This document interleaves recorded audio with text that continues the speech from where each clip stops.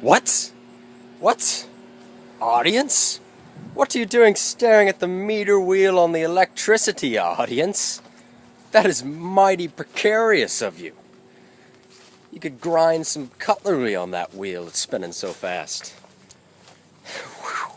Man, oh man, it has been a long time since I've gotten a video out to you guys. But today's video is going to be the fifth in our servant leadership series. And it's going to be on remaining humble. Okay, so you guys have known like every single video, at least if you've watched them. They're all about like a big theme you find throughout them is gaining the respect of those you lead, your officer team, gaining the respect of your members, so that when it comes time to like make decisions, that your opinion is, let's say your opinion's heard.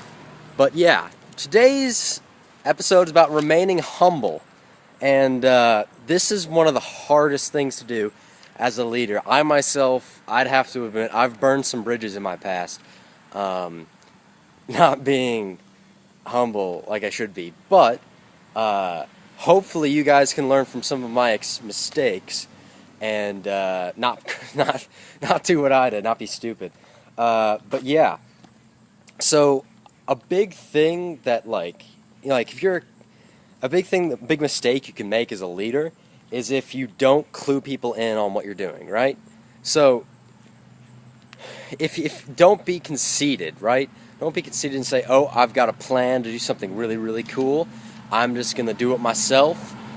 Make sure it gets done right. Hide behind that, Be conceited and go out there and try to, do something so you can then later say, hey, I did that. Yep.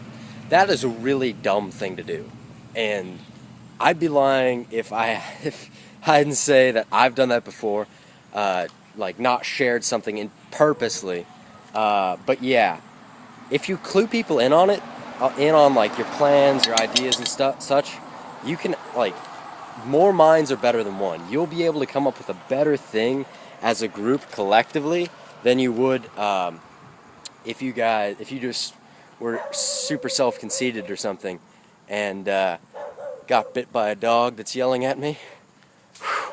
Okay. Anyways, yeah, like, many minds are better than one. And, show some self-control. Don't be that conceited person that goes out there and does something so then he can say, yeah, I did that, and such like.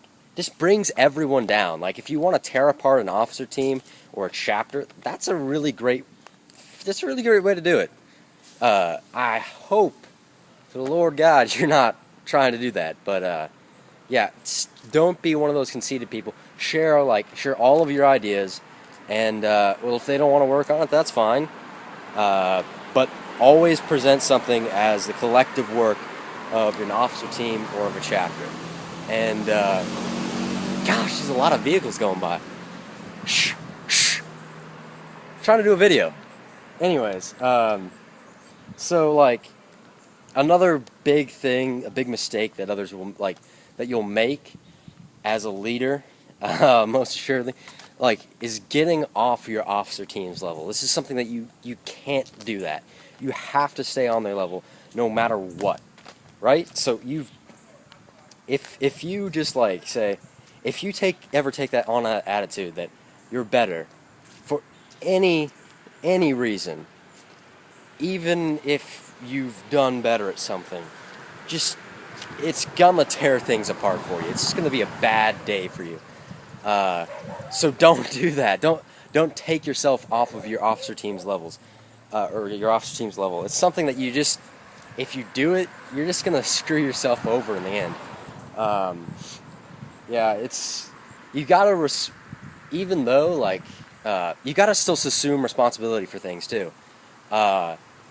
If something happens that's bad, you can, guys, the link in the description. I've got another video on taking responsibility, but you've got to assume responsibility at the same time while staying on your officer team's levels. You can't go and hold that over them in a conceited way just to bring yourself up. That's just kind of being a really bad bully.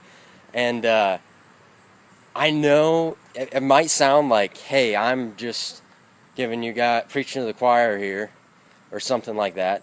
But these are really easy, really common pitfalls that people will fall into as leaders of a chapter or of an organization. That's just something that you really have to dodge. And if you struggle with staying humble over things, if you struggle with not not bragging about something or something else, then pack your schedule full. If all else fails, just pack your schedule so full that you can't go out there and gloat and brag and whatnot. Because, I mean, if you just pack your schedule so full that you don't have time to do that, then hopefully you won't. And you'll, by preventing your bad habit, you'll be doing a whole lot of good. But yeah, just keep it too full to gloat about your accomplishments. I mean, again, it might seem like, hey, I'm just preaching to the choir here. We're not going to go gloat all the time. It's pretty common. It's a very easy pitfall to fall into. But yeah, anyways, moving on. But does this mean you have to let everyone get away with everything? Like, if you put in a whole bunch of work and then your other officers are just kind of being like, they're just kind of lukewarm, if you know what I mean? This doesn't mean you let them get away with that. You still have to walk a very fine line between between keeping them involved without being one of those conceited people who uses their accomplishments and holds it over their head like a little trophy, if you will. And it's actually, remaining humble the whole time is actually a really good way to prevent that.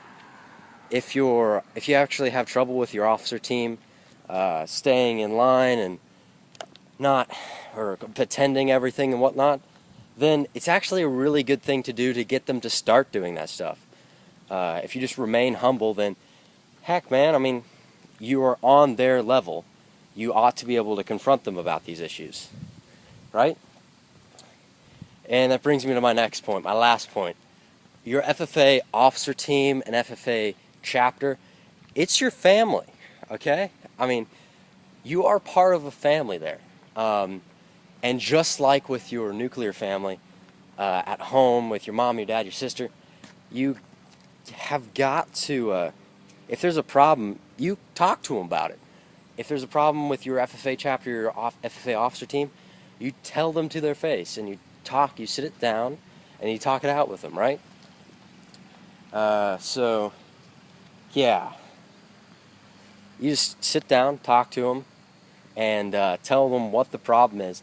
But then, what's the next best course of action is helping them go and solve that problem, right?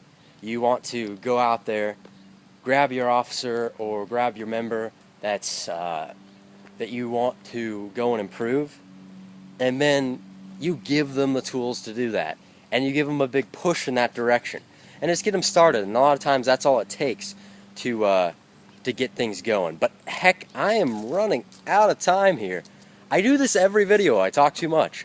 But yeah, I hope you guys found this informative and interesting. There's going to be another link in the description to my past video.